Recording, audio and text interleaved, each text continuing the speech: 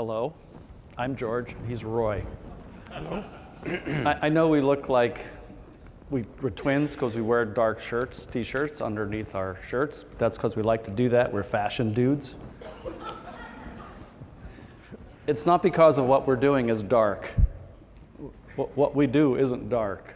So I'm going to take you through an exercise to start that process to explain to you what we do. What we're here today to talk about, because you're Elevate Home leaders, and you can impact our society and change our culture in the way we do caregiving and the way we care for people. And we're here to talk to you about how we think and what we've chosen to do to take action. So first of all, let's do the exercise that I have in mind. Sit up straight, please. Take a deep breath. I'm going to ask you 2 questions. I'm not going to repeat the questions because it'll interrupt your thinking. So I'm going to ask the first question, and then I'll be quiet. Then I'll ask the second question, and I'll be quiet. And then we'll talk about it. So the first question is, you ready? Deep breath, close your eyes. First question, what do you hear?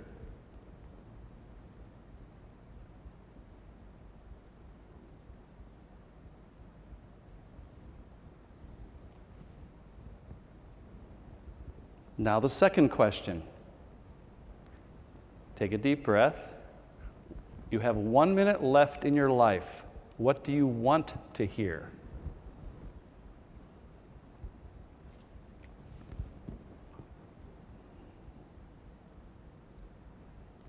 This is why what we do isn't dark, because we're talking about how do we want to live.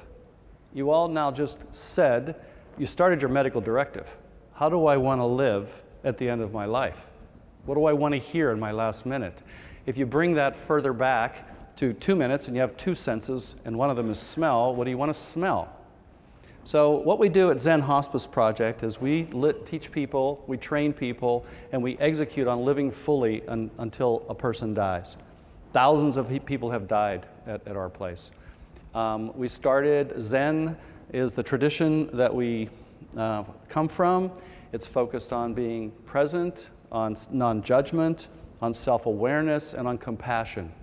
And we apply that. It's like applied physics, but it's applied Zen. And so we do that every day. Hospice is sort of like, not really, we're not a hospice. We are a traditional word for hospice, which is a place of refuge, a safe place to come on your journey. The journey happens to be the end of life journey. So we don't do house calls, and we're not licensed to go to the homes. We provide a safe place for people to come and take care of them. We started 30 years ago when AIDS and HIV exploded in San Francisco, and it scared everybody. Highly contagious, terrible, terrible, terrible social injustice event. Combine that with an wave of immigrants from Southeast Asia that had an advanced form of cancer because of what happened in Southeast Asia, and people were on the streets. Nobody was going to take them in their homes. There were no facilities for them. There was no place for them to go. So we started from a volunteer viewpoint to take care of people. Those people were taken care of in the most kind possible way. You could talk in terms of a Martin Buber, who's a Jewish mystic, writer, philosopher, talks in terms of being fully present willingly with grace. This is what we did. The volunteers came in, they took people off the street, we found places for them to stay, and they just were present with them and cared for them and were compassionate toward them. 3 years ago, we decided, and we have a caregiving model that we'll talk about in a minute, but 3 years ago, we decided that it was time to do something with what we learned over the previous 27 years to have impact on caregiving in America and beyond. We felt that the whole approach to caregiving was not putting the human in the center. It was really putting the human on the edge of society and not take care of them properly, regardless of age. And so we launched a marketing program to go after a TED Talk, and our TED Talk had 5 million views, much to the absolute bewilderment of everybody, because what are we going to do with all this attention? And then we also had articles published, most recently in California Sunday Magazine, but the New York Times, that talked about our caregiving model. And we challenged ourselves and everybody else to start talking about and thinking about how would you design the end of your life, and how do you want to be cared for in that context. So I just asked you 2 questions, the second question of which was designing how do you want to be at the end of your life? What do you want to hear? So what we have done is we then launched what we had been doing over those 27 years in terms of our education and the way we teach people how to be caregivers. And we teach nurses, and we teach doctors, and we teach corporate folks, and we teach general people of the public, and home caregivers and family caregivers. And we teach them a very simple task: how to care for someone, but more importantly, how to self-care. So we're here today to talk to you because as leaders, we believe that what you have a role to do, and you can choose to accept the responsibility or not, but we believe your role as leaders is to help your entire network and your entire resource pool to build resilience and avoid burnout, and in so doing become a more important and a more impactful group of people for taking care of others, taking care of other humans, and changing the way we take care of people. I'm very passionate about this because of what we've done to everyone, so soon I have to stop. I have one more comment. We do make evidence-based gathering. We do gather data. It's just really hard to get feedback once a person dies. So it's not so serious, but it is important that we do what we do. So what we're here to talk about is how we teach and train people. And Roy's going to do that because I get too emotional. Thank you, George. It's nice to actually be facing all of you because I've been sitting at this table with my back to all of you. So it's great to see you all. And before I get into this, I have to take the opportunity to thank you all for the work that you do. I think it's important to know that I have a very personal relationship to the work that you all do and the work that your organizations are doing. So my mom died this past November, and my father is, after a couple of hospital stays with some health issues of his own, he's back at home, and every morning a caregiver comes in to spend time with my dad, to make sure that he's doing the things that he should be doing. Her name is Gigi. My dad adores her. So I have this personal relationship, so I'm deeply grateful to all of you. My sister, brother, and I, we live far from my dad. So Gigi's there doing the things that we would do if we could be there. So thank you. So mindful caregiver education. So as George says, this educational programming is built upon our experience over the last 30 years of training caregivers to be at the bedside, not just of the dying, but of the chronically ill. And it goes back much farther. So these practices that we teach caregivers goes back, is based upon a 2,500-year-old tradition. These practices, while they come through this lineage of Zen, they're common to every religious and spiritual tradition that exists around the world. So what I'd like to do is offer you just a window into our mindful caregiver education. So you get a sense of what we're doing, and then I'll transition into the role that you all can play, that we can play as leaders in creating an environment that can build resiliency among our caregivers. So the way I like to talk about MCE, as we call it, is that our content focuses on 4 major areas. And there's overlap in these areas, but nonetheless, I think it's useful to look at our curriculum this way. So the first is the mindfulness practices. So we hear about mindfulness quite a lot these days. There's a mindfulness magazine, it's made it into the mainstream, and this is great for us. So the mindfulness practices, how to practice or cultivate the ability to focus our attention on what's in front of us, to pay attention with intention, or to pay attention on purpose. The second area are the compassion practices, something you all know a lot about, but the practices that enable us to open our heart and to act compassionately for the benefit of other beings, to alleviate suffering. Thirdly, and this is what I think makes MCE, our curriculum, rather unique in the healthcare field, and that is we look directly at our relationships as human beings who someday, as George pointed out, will die. We support caregivers to look at their own personal relationship to death, their own death, but death in general, and look at their grief experience, okay? And I'm going to say a little bit later why this is so important. The fourth area is what we generally call self-care. So we hear a lot about this, and let's see. So I want to give you a sense of our curriculum by just focusing for a moment on 4 of our modules. We have about 15 modules that we work into our various courses. And so the first module is cultivating mindfulness for engaged care. So mindfulness is really the thread that is woven through all of our modules and all of our courses. So again, not just providing techniques and guidelines on how to, focus our attention, but how to apply these practices in very practical ways into our caregiving. So we're really sending people away with tools that they can use in their caregiving experience. Secondly, cultivating compassion in the caregiving environment. So we look at a 4-step process for understanding compassion, how it's experienced and how it's expressed. And we look at what the common barriers are to experiencing compassion.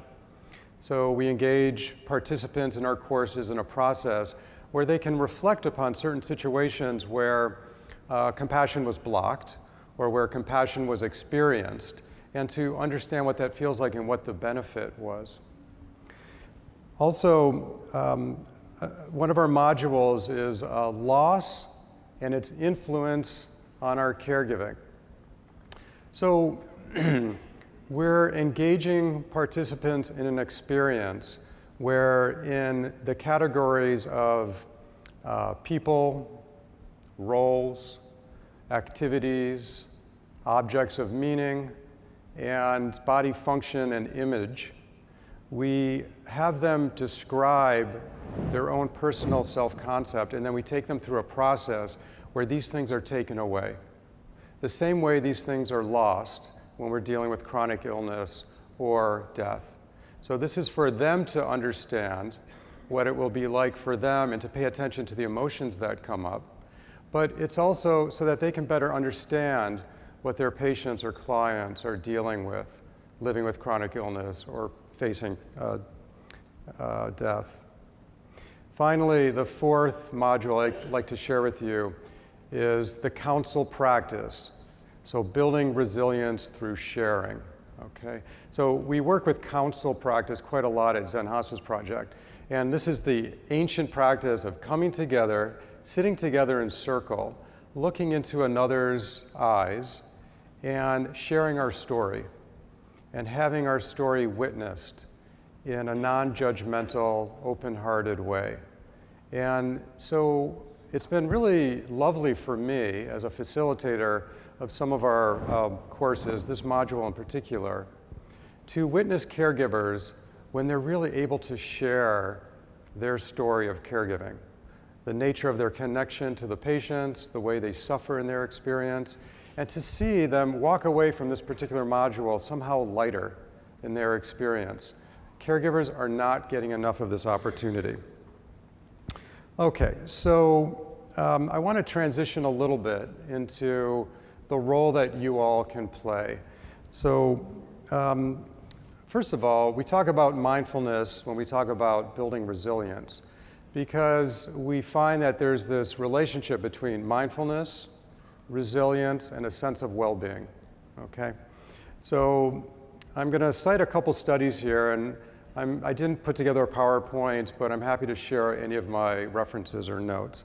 So a 2015 study looking at the role of resilience in the impact of mindfulness on life satisfaction shows that resilience is enhanced by mindfulness. And it's the resilience that makes caregivers experience a greater sense of well-being, okay? So mindfulness enhances resilience. Resilience enhances a sense of well-being. So as business leaders, you all know better than anyone what it's like to experience stress and to deal with the difficulties of stress. You know, all of us spend much of our time under pressure, taking in too much information, you know, being on demand from our colleagues and our staff, and multitasking. It's difficult to pay attention in our jobs. So we live in a culture that's constantly vying for our attention, and our attention is really quite diminished in this environment. So, you know, each of us spends about half of our time experiencing this trait of distraction, and it impacts the work we do, and it impacts the success of our organizations. So at Zen Hospice Project, you know, we practice cultivating mindfulness. We practice, and this builds our ability to pay attention and to focus on what we're doing. Now, you know, the neuroscientists call this neuroplasticity. We can actually change the neural pathways in the brain so that we have a greater capability of paying attention. And this has really positive outcomes. Business leaders who cultivate mindfulness report that they're just more effective and their working relationships are enhanced. So a survey conducted by the Institute of Mindful Leadership reports that 93% of leaders reported that mindfulness training helped them create space for innovation. And 70% said it helped them think strategically. Okay, so it's quite significant. So this is a study among leaders who engaged in a mindfulness intervention. And caregivers who more readily integrate mindfulness into their caregiving find that they're more productive, they experience more safety on the job, they have greater resilience, and a greater sense of well-being. Yet, to be able to integrate mindfulness in their caregiving, they need to really work within organizations that support this approach. It really needs to be embraced by the leadership. So there exists a growing body of research on the benefits of mindfulness practice for nurses in particular. And I want to point out that the research that's come out to date is really compelling and very convincing, but it really is in its infancy. And I actually believe that all of you in your organizations can play a role in furthering this research. In terms of what does exist, a 2012 study showed that after an 8-week mindfulness intervention, nurses showed a quantitative improvement in a variety of scales. One, the 12-item general health questionnaire, the stress subsection of the depression, anxiety, stress scales, and on a sense of coherence scale, thus demonstrating the benefit of mindfulness for building nurse resiliency. Okay, so now I'm going to shift a little bit and look at the role of loss and its impact on caregiving among caregivers. So again, you know, this is where MC is rather unique. And what we've identified over the years, we have empirical evidence, I would say, at Zen Hospice Project, that indicates that when caregivers don't really do their own personal exploration of their own relationship to loss, then they project onto their patients in very dysfunctional ways their emotional responses to the idea of death. Not just their own death, but loss in general in their lives. So yet, when we find, or when we offer an opportunity for for caregivers to make this exploration in a safe, non-judgmental way, they're able to watch as these emotional responses come up.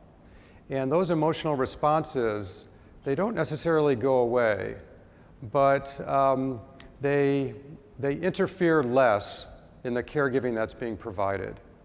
So this is a really important piece, I believe.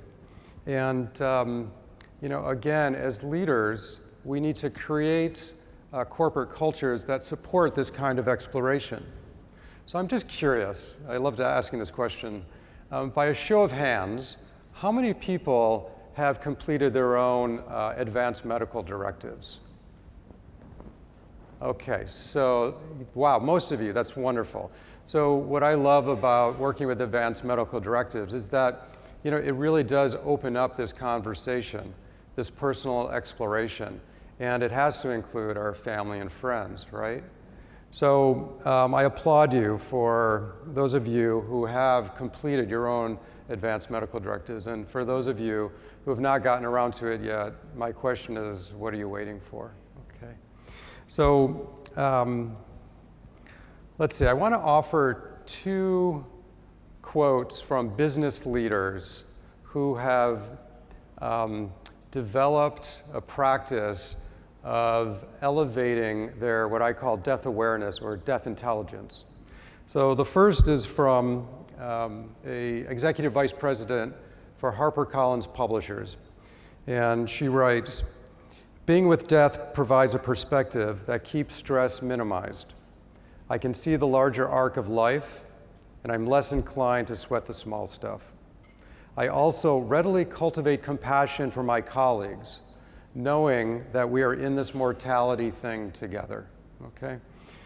And then from John Martin, who's the former director of San Francisco International Airport, John writes, "Being with death and dying as a longtime hospice volunteer supported the clarity that at the end of our lives, all that remains is love and compassion. With this understanding, I am committed to more fully bringing love and compassion into every aspect of my life, including work. And this is what supported the airport in becoming a great place to work." Okay?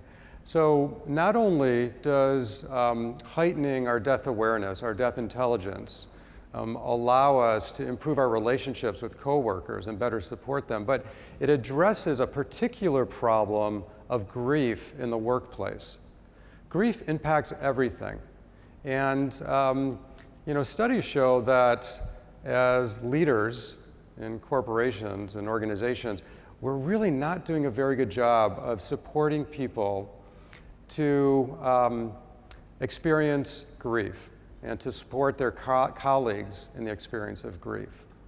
So it's extremely challenging and awkward to know what to say to a colleague, what to do, how to hold space. This is a common problem.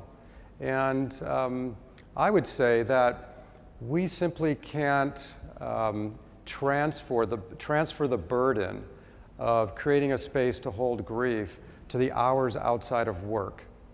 We spend too much time working. There has to be support in the workplace.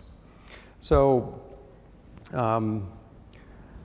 leaders in home-based care can play an integral role in supporting their staff and caregivers around this issue of grief. So I want to offer 3 things that you can do to create such cultures.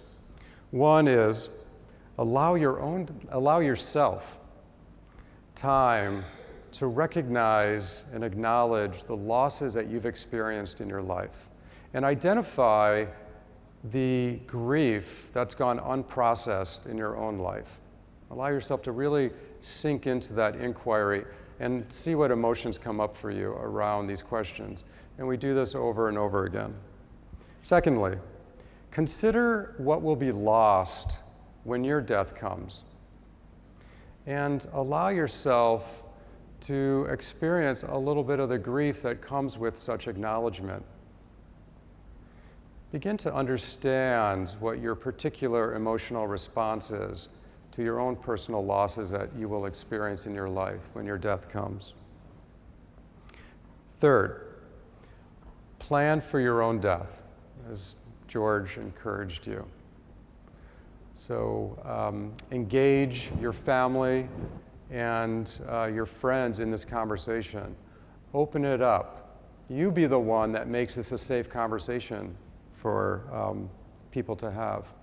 So I want to leave you, and then I'm going to turn it back over to George, but a prescription of sorts for creating cultures of resiliency within the field of home-based health. So I'll offer you 4 prescriptions. The first, and I'm not a doctor, and I'm not actually a clinician, but nonetheless, I'm going to offer you prescriptions anyways. So the first one is to create opportunities for end-of-life conversations within your organizations. This doesn't have to be complex. It doesn't have to be terribly expense-intensive. Secondly, encourage, even require nurses to sit in counsel, to sit in sharing circles, and be able to express openly their experience of caregiving and the challenges that come with that role. Okay. Thirdly, institutionalize opportunities for cultivating mindfulness in the workplace. Again, this doesn't have to be complicated. You know, we don't have to sit on the meditation cushion 30 minutes. We can just simply take a moment to begin our meetings to just follow 3 breaths, right? And then finally, do your own work around cultivating a practice of mindfulness. It will benefit you in so many ways, and do your own work around heightening your own death awareness or death intelligence, and, you know, share your experience with your colleagues. So these 4 things will make a huge difference, not just on the sense of well-being among your staff, among your colleagues, but it will have a direct impact on the bottom line. So I'm going to end with a really remarkable statistic from the Grief Recovery Institute based in Sherman Oaks, California. They did a study in 2012. They showed that the economic and human cost of unaddressed grief amounts to $75 billion annually. So there is a real cost benefit for doing this work. So I'm going to turn it back over to George to finish up. So thank you. So I've been a businessman in the business world and a manager for a lot of years. And then I came to be the CEO here at Zen Hospice Project. In my years as a manager and a leader and a senior executive, I never had an opportunity or pointed out to me the value of bringing, I've always thought about, my responsibility was to take care of the employees and their families in terms of paychecks and in terms of vacations and in terms of career development.